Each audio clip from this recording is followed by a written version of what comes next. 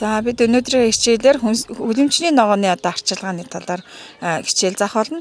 За энд юу ямар юм заах вэ гэхээр бид өнөөдөр помидорыг яаж танах уу? Тэгээд яаж их жимсүүлэх үү? Мөн одоо үрцэний таналт. Тэгээд энэ хүлэмжний ногооны одоо орчны одоо шаардлага ямар байдгийг. Жишээлбэл помидор нь одоо ямар орчинд ургадгийг, үрцээ бусад ногоонуудыг яаж арчилдаг, ямар одоо үр ашиг олж болох талаар өнөөдрийн хичээлийг явуулах болно. Өнөөдрийнхөө хичээлийг явуулах болно. За одоо бид нар яах вэ зэрэг помидор маань ингээд нэлээд саглагаар ургацсан байна. Тэгэхээр помидорныхоо одоо энэ салаа гэж явуулж байгаа. Энэ иш хоёроо завсраас гарсан энэ салаа ишнүүдийг одоо ингэж авч хаях ёстой. За тэгээд нэг л гол ишээр ургуулна энийг. Тэгээд энийгээ сайхан ингээд дээшээ босгоод өгнө. За энэ салаа авдаг нь ямар хүчтэй юм бэ гэх зэрэг энэ олон нэг л талгаагаар ургуулна гэсэн үг. Энэ хэрвээ олон талгаатай байх юм бол олон ширхгийг одоо ийм иш навч ийш тийшээ ургаад жимс сайн сууж өгдөггүй. Тийм учраас бид нар яах вэ гэхээр энэ помидорныхаа энэ салаануудыг сайтар авч өгнө. За ингэснээр энд одоо цэцэглэлт нь сайн явагдаад жимс одоо сайн сууж өгдөг байгаа. За үүнээс гадна болохоор помидорн дээр юу анхаарах хэрэгтэй вэ гэх зэрэг энэ орчны одоо хүлэмжийн дотор бол нэлээд агаартай орчныг шаарддаг помидор. Тийм учраас энэ цонх хаалга бол үргэлж одоо өдрийн энэ халуун нартай үед бол нээлттэй байх ёстой. Ингэснээр явахгаар цонхоор орчсон салхиар энэ цэцгэн дээр бол цэцгэн дээр цогтох одоо тийм үржлийн ажил сайн явагдана. Тэгээд мөн одоо жимс садаа сайн сууж өгдөг.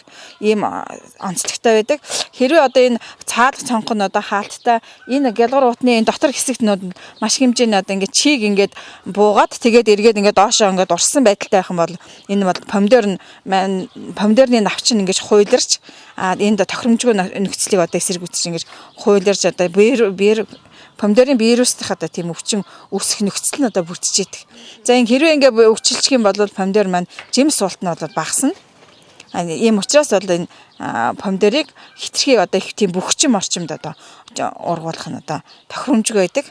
За үүнээс гадна хамгийн гол нь 1 м квадратын 4 ширхгийг одоо помидорны иш ургуулаа гэхэд нэг ишнээсээ бид нар яах вэ гэхээр 2-3 кг помидор хурааж авдаг.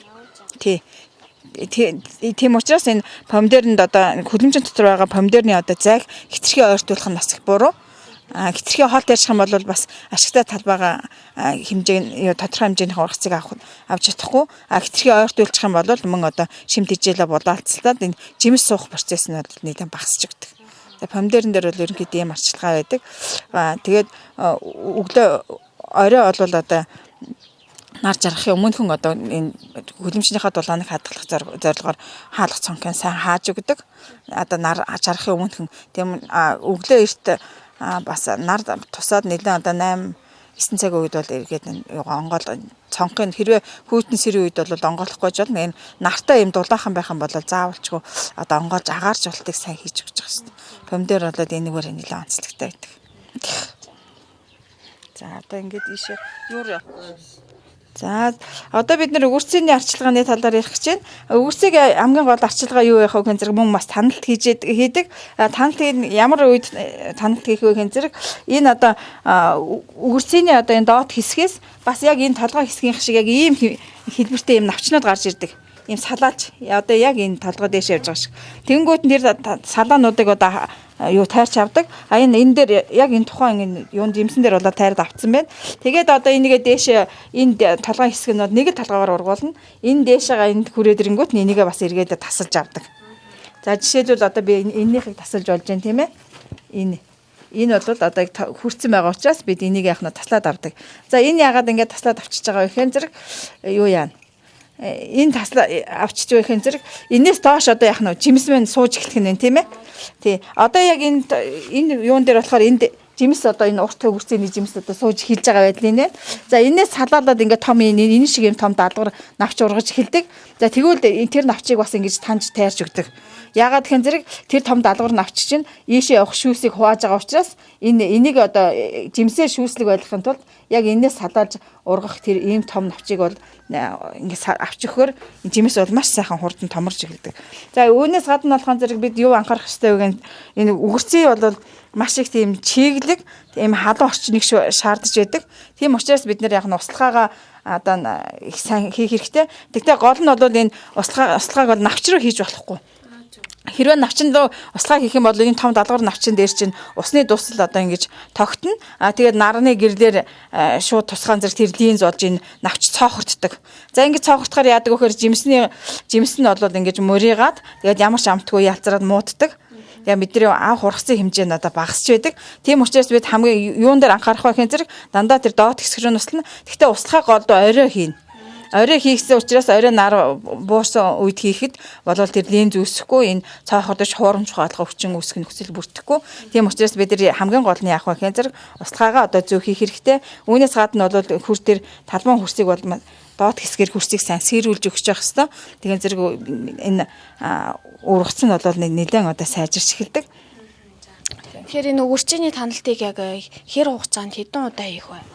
За үүсгийн таналтыг гэдээс салаа үүсэх болгонд одоо авч хайдаг. Жишээлбэл одоо яг ийм хэлбэртэй ийм навчнуудыг үүсэх болгонд нь одоо энаараа ийм навч үүсээд нэг тийш эндээс ийшээ явуулаа гэхэд бол ингэж авч хайдаг. Тий. Ганцхан дээшээ л ургуулж байна. Тэгээ дээшээ нэлээд төхөөрхөр энэ салааг нь авч хайдаг. Тий. Энэ бол үгсийн маань одоо гол арчилгаа байгаа. Тэгээд үгсийн болгоон зэрэг хитрхи одоо өөрөө үгсийн чинь 90% нь одоо усчийг агуулдаг жижимсэн. Тэгэхээр тийм учраас маш услахаа бол нэлээх шаардагдж байдаг. Өглөө оройдоо зааварч услах шаардлагатай. Тий. За хитрхи одоо бас их хитрхи халуунд бол бас тохиромж муутай энэ одоо цонх одоо хаалга хаагдсан тохиолдолд өдрийн цагт ингэ нартай үед бол хөлөмжийн дотор 70-80 градусын одоо халуун явж идэг. Энэ үед бол одоо өрцөө маань эсэргүүцэж одоо бас одоо цоохорддог навчин цоохордно жимс нь хуурамч хаална гэд тийм халууны тийм тохиромжтой нөхцөлийг бас тесрэрлэгтэй муу байдаг. Тийм болохоор болж өгвөл хөлөмжийн дотор одоо термометр тавьсан байвал зүгээр. Тийм термометрын 60-аас дээш гаргалгүйгээр ургуулах юм бол тэр маш сайн байдаг. Тэгээ нэг гишнээс хичнээн хөрцөө гарах уу?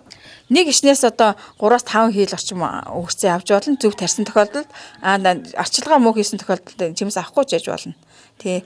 За үүнээс гадна бас юу анхаарах вэ гэхээр бид нэр хүмүүс одоо өгөрцөө чинь нөгөө заримдаа гашуун байдаг тийм ээ хургаад авахд. Энэ яадаг вэ гэхээр услахаа одоо муутай нөхцөд бол хэмх маань нэлээд гашуурдаг. Тийм учраас услахаа ургац хураахаа өмнө бас услахааг бол нэлээд сайн хийж тэр гашуунаа нарилсны дараа бол ургацаа хурааж авах шаардлагатай. Тий. Хамгийн гол нь тэр таналтуудыг одоо нэлээд сайн хийн. Жимсний хажуутлын тэр том даалгавар навчийг хуваалцж байгаа навчийг одоо бид нэр аавна. Мөн одоо тэр салаануудыг сайн авч өгсөн байх хэрэгтэй.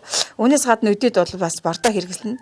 Ямар бордоо хэрэглэх вэ гэхин зэрэг гумины бордоо гэж байдаг. Тийм натурал гаралтай. Түүнээс гадна бие бордоонуудыг хэрэглэнэ. Мөн юу хэрэглэх вэ гэхин зэрэг бууцны уусмал, сангасны уусмалыг одоо хэрэглэж болно. Тий. Тэгтээ болгоо сангасныхаа уусмалыг эсгээд нэлээд шингэрүүлсэн байдалтай хар цайны өнгөтэй болтол тийм шингэрүүлээ тэгж хэрэглэх хэрэгтэй. Энэ үед бол жимс суултанд сайжирч өгдөг. Тий. За сүүлийн үед бол нэлээд хүүтрэлт нэлээд явагдаж байна. Зуны дунцаар гэхэд тийм үед бол бас ургалтаж яхан удааширж байгаа тал байна. Өгөрцийн дээр. Тийм болохоор одоо нарны дулааныг бол тохируулж одоо хөлөмжнийхаа цонх хаалгыг одоо хэдийд нь хаах уу хэдийд нь нээх үү гэдгийг тэр хөлөмжийн дотор байгаа термометраар харж болоо тохируулж одоо дулааныг тохируулах юм бол жимс суулт бол сайжрна гэж үзэж байна тий.